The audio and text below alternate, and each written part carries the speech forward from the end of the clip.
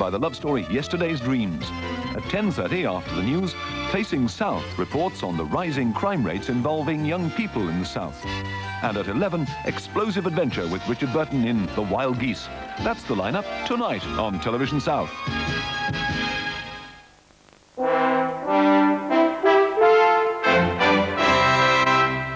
A slight thaw, and that brings trouble with burst pipes and flooding. The Army Minister arrives for a look as the South East soldiers on. Operation Pinter for cut-off Kingswood, and relief for East Dean after 5 days.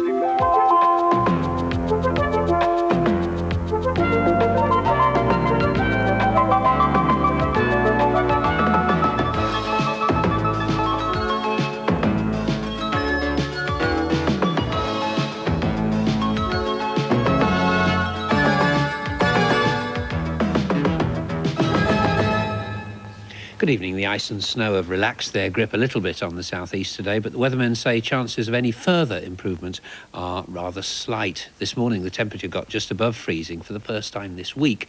The forecast tonight, though, is for severe frost. Many villages are still cut off and 14 main roads in Kent are still blocked, but the main roads in East Sussex are open. In Thanet, a power failure has blacked out 250,000 homes this evening. The slight thaw today brought major problems and another death. A pensioner at Barming near Maidstone died from burns when she fell into an electric fire. She'd got a burst pipe and slipped whilst trying to turn the water off at the main. Thousands of householders are reporting burst pipes and flooded homes. The situation was reported to be reaching epidemic proportions. From Brighton, Ray Kemp reports. The fire brigade throughout Sussex have been swamped with calls from householders with burst pipes and flooding. In the last 24 hours, they've answered over 500 emergency call-outs to flooded homes and offices. Several people in Brighton and Hove have had to be evacuated from their homes because of the severity of the damage. In Hove, dozens of homes were flooded when frozen pipes burst in a block of flats. My husband got up at 4 to go to the toilet, and when he got in the hall, he found that we were flooded. So he woke me up and said we're flooded, so we had to see if the water was turned off. Someone had evidently had turned it off. And with that, we started mopping up all down the hall and getting our carpets up in our hall. And then we found it came from upstairs, 2 bursts in the pipe. In the Brighton and Hove area alone, we've been going from one call to the next. A little bit heartbreaking on some of them, especially some of the elderly people you see in the state that they're actually in. You know, water flooding down through all the rooms in the houses. It's gradually, as we're getting this thaw, the pipes are just bursting. And I say, this morning I started yesterday and I've gone non-stop right through, and I'm going from one call to the next. What would help us in quite a bit would be if the people, especially some of the youngsters, know where their stopcocks are. I mean, we're going to elderly people, especially the elderly women. I don't expect them to know how to turn it off, but we're going to a lot where people are just huddled in the front room, the water's pouring in, they've not attempted to try and turn it off, and they don't even know where the stopcock is. And straight away, it means us digging away the snow outside to find it anyway, which takes a while, but they can't even tell us at times where it is. So if only they knew where this was, and perhaps this is something for when the snow's gone for the future, to try and find out where the stopcocks are, to give us a bit of assistance. Despite the slow thaw, many isolated villages and hamlets are still virtually cut off by the snow. 400 troops and 10 helicopters are now helping the emergency services to get the supplies through. John Stanley, the Armed Forces Minister and MP for Tunbridge and Malling, flew in from London to see the situation for himself. Alan Clark was with him. Mr. Stanley flew to Grain this morning. Many roads there are still blocked and shops are running low on food. Ian, look! Ian, look there! The Army supplied 4 tons of food to the island today, including steak and kidney pies, baked beans, bread, cheese and vegetables.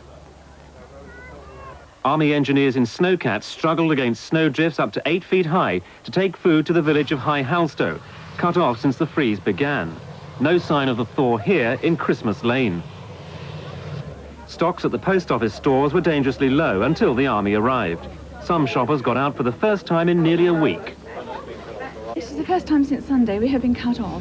We live a mile down the road from here, and this is our first trip out, and... What have you been doing all that time? Obviously just trying to keep warm. The food comes from the shop's normal suppliers, but in these conditions, only the army can get them delivered. From what I can see, there's flour, baked beans, packets of meat products, and toilet rolls, which we're very short of. How low were your stocks running then? Completely out. We've had nothing since Tuesday. 40 engineers from Maidstone have been working on grain since Wednesday. Mr. Stanley says the military operation's a success, and there's no need for a state of emergency. Well, I don't think so, because at the present time, everybody is coping perfectly satisfactorily. I don't think that a state of emergency would add to what the very successful efforts that are being made now. But here we are, the freeze is nearly a week old now, and still people are cut off, some roads are impassable. Yes, but if you look at the actual scale of the problem, you've got a very large amount of snow. We've got thousands of miles of road in all over the parts of the country. I think actually what is encouraging is just how quickly the emergency services have responded. Elsewhere on grain, it was heavy going for this man trying to bulldoze his way through the snow to the 50 stranded residents of Lower Higham. After 6 days, they're running short of supplies, especially bread and milk. A mile away, the village of Cooling got its first supplies this week, and soon the queues formed. If there's no more heavy snow, it should be business as usual in the shops on grain by early next week. Let's hope so. Meanwhile, in Sussex, there's been more success for snow clearing operations.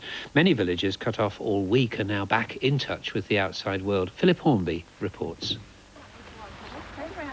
It's been a long, cold wait for the people of East Dean near Eastbourne, but now supplies are beginning to get through. They were cut off sporadically on Monday and Tuesday, then cut off completely until 2 o'clock this morning, when snowplows finally managed to clear one road into the village.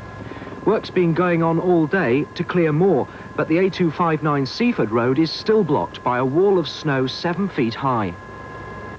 The first breads arrived in the village, but stocks were soon running low. And the village butcher was hoping for more supplies of meat this afternoon.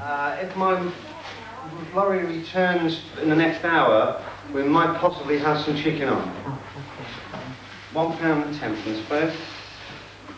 The village pub has beer to last until Monday, and they're doing a roaring trade. Mr. Conroy, how's business been this week for you? Very good, actually, very good.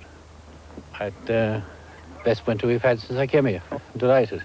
I hope it lasts till March.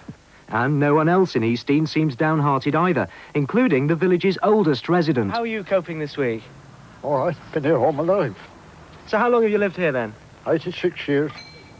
And have you ever seen anything like this? No. This is the worst you've ever seen it? Yeah. Here there is a very strong community spirit, and we're just going up to someone helps now everybody else. to take him some milk. He can't get out because his wife's ill. Being the local focal point of the village and with the neighbourhood watch, I've sort of taken it on myself to coordinate emergency supplies and things. So far we've managed. If we get any more strong winds or snow, then we could be back to square one as we were for the last 2 days. But nearby hamlets are still cut off, like Crowlink, the home of the actor Bernard Hepton. It's the old ladies we're worried about, really, because we can actually fight our way through, but they can't. And what's their mood? Are they... They are very chirpy, up? very cheerful, very chirpy indeed, yes. As I said, you know, I was saying yesterday that it's such a shame that it needs a sort of near disaster to get people talking to each other. And only in a near disaster do you see them actually selling milk in the street. But no one was complaining. It's community spirit that's helping East Dean cope. The most amazing thing about this village is how cheerful everyone's remained. They've re-established contact with the outside world, and now some supplies are getting through. But there's only one road open in or out of the village, and that's only passable with extreme care. If the weather should suddenly take a turn for the worse, then East Dean will be cut off once again. Dear. Philip Hornby in East Sussex. Many dairy farmers say they've had to dump milk because blocked roads have prevented tankers from collecting it. But Unigate dairies at Headcorn have been airlifting milk supplies to village customers in the southeast with a day-long shuttle service. Ray Rogers went on one of the milk runs. If milkman Peter Wilding was in a bit of a flap today, it was because of instead of him delivering the milk was being delivered to him.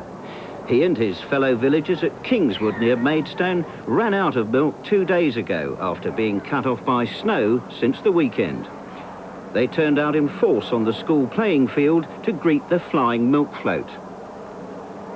Peter did a roaring trade on the spot, 2 pints for most of the 1,000 villagers and at the normal price of 25p.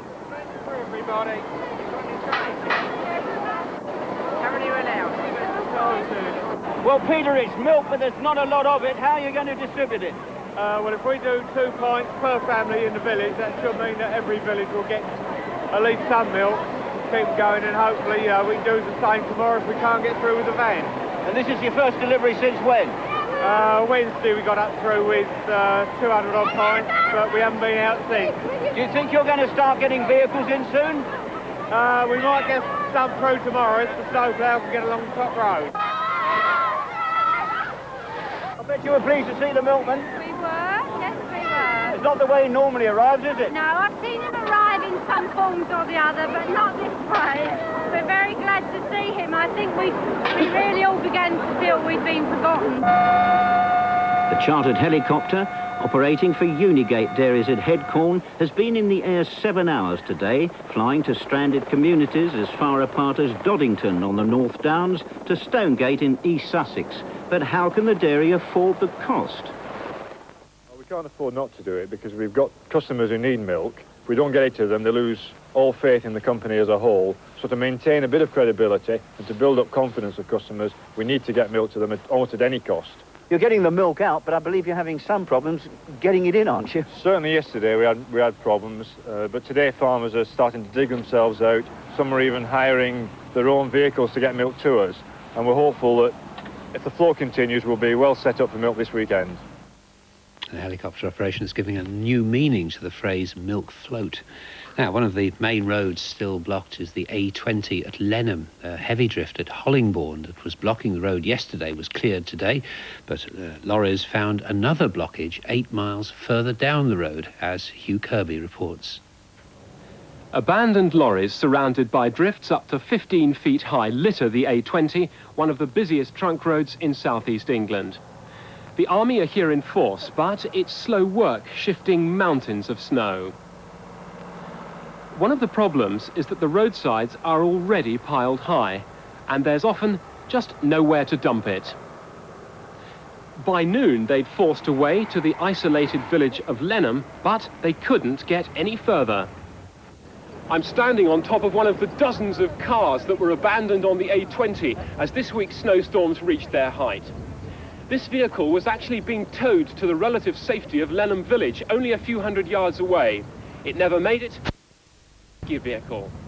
High winds stripped large areas of adjoining fields, piling thousands of tons of snow across the fields and entombing the car. It was only this morning that police discovered the vehicle, cleared a small patch on the back windscreen and discovered that no one was inside. Police say the army will continue working throughout the night to forge a way through to Charing. Everybody has their own snow stories. Mine was, I was nearly in that. Might have not been here tonight. Anyway, for the latest news of what's happening on the roads round and about the region, we go now to the newsroom and Mary Garn. And which we were unable to